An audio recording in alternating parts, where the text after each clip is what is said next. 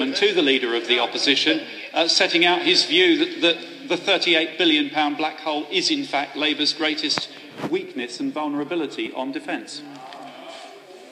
Order. I'm grateful to the Secretary of State and to colleagues. Point of order, Harriet Harman. Thank you, Mr. Speaker. On a point of order, Lord Justice Leveson is conducting a public inquiry into the media and will be calling a number of honourable members, including ministers, to give evidence.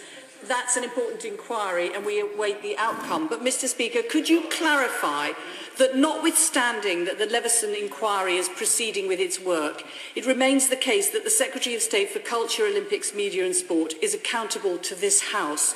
Will you please confirm whether it is in order for the Secretary of State to say that he won't answer questions from honourable members in this House because instead he's going to tell Lord Leveson, and whether it's in order for the Secretary of State to say he won't place documents in the library because he's giving them to Leveson? Will you confirm the Secretary of State's refusal to answer the question is not because he's prevented from doing so by the Leveson inquiry, but because he doesn't want to? Of course, the Secretary of State must give his evidence to Leveson whenever he's called, but surely he cannot use that as an excuse to evade his accountability to this House. I'm grateful to the Right Honourable and Learned Lady for giving me notice of her point of order, to which my response is twofold.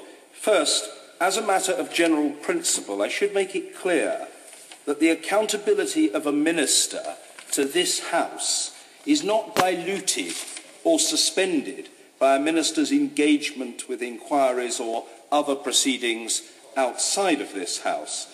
When parliamentary questions to ministers are tabled, those questions should receive substantive and timely answers. Secondly, if ministers are providing written documents to an inquiry, it would be a courtesy to the House and help with the discharge of its scrutiny function if such documents were also provided to the House. I hope that's clear. And indeed your response. Prior to the House being prorogued, I tabled 4 questions to the Secretary of State for Culture, Media and Sport, and received replies exactly to the effect my right honourable friend described, that he would be submitting the information I was seeking to the Leveson inquiry. In view of the ruling you've just given, Mr. Speaker, should I now retable those questions, or should the Secretary of State now answer them? Well, I think I made the position very clear, and I wouldn't presume to advise the Right Honourable gentleman, who's well versed in the use of the table office and the facilities offered by the House.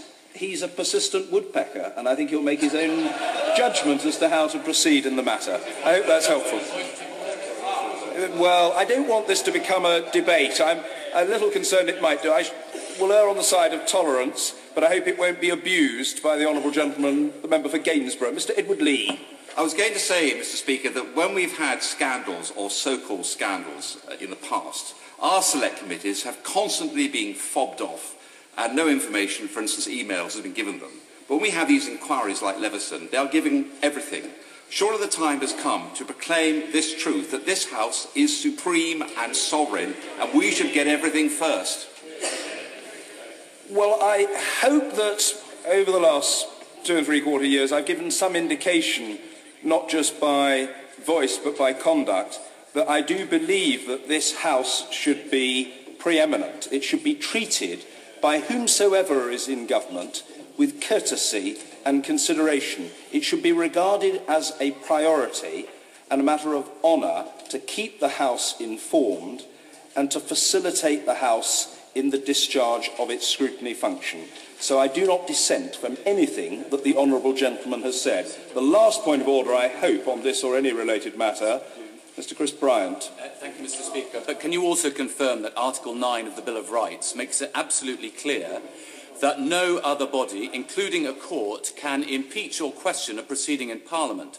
So the only body that can adjudicate on whether a minister has misled this House, whether deliberately or inadvertently, is this House. And Lord Leveson has absolutely no power to do so. I believe that the honourable gentleman is absolutely correct in his statement interpretation of Article 9. I hope that's clear, and perhaps we can now move on. The clerk will now proceed to read the orders of the day.